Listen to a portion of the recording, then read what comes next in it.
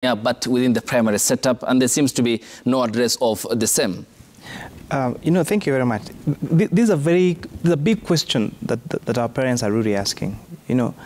How do you have, there's a reason why the setup of having people in a particular age stay in a particular place in that school, and now when they grow older and they're in a particular age, this is a particular place.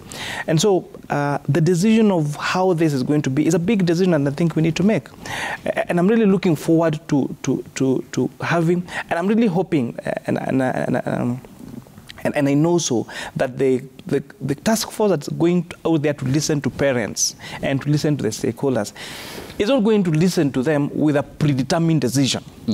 They are going to listen objectively, to even listen to even that person that doesn't seem to know what they are doing or what they are saying, to listen what they have to say. Because after all, it's going to affect them. It's going to affect their children. It's going to affect their lives. For example, one of the things that a lot of my constituents are giving me feedback about is when parents are required, for example, to do this homework with their children.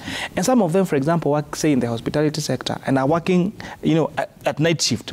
At what time, again, do they get to really support in terms of how they're going to help with the homework? So I'm really hoping that these people are not going to listen to these people with predetermined decision, that they're going to listen with the objective of adding value to the system, because we agree across the board that CBC is good, that we need to evaluate the skills of our children, not because of the grade they get in mathematics only, but from other intelligences, that they could have. And we need to start nurturing them early, so that we make sure that we bring up, again, an all-rounded person. But for us really to achieve that, then we must bring, everyone on board.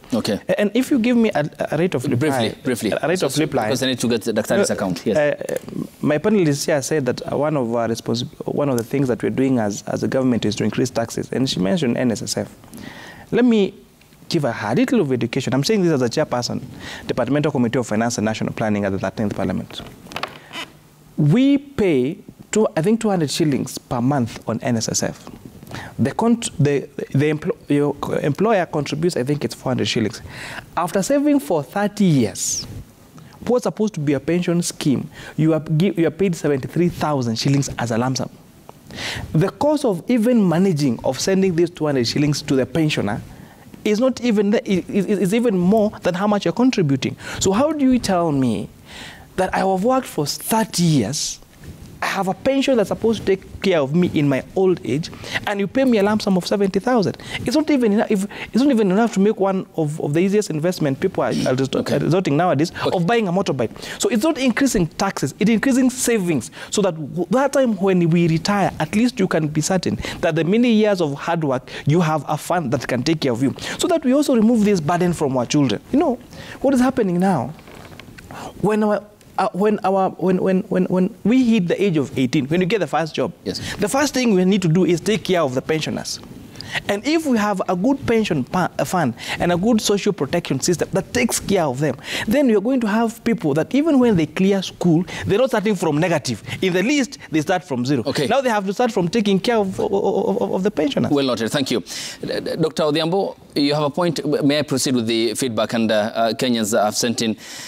I mean, before we proceed, Daktari, because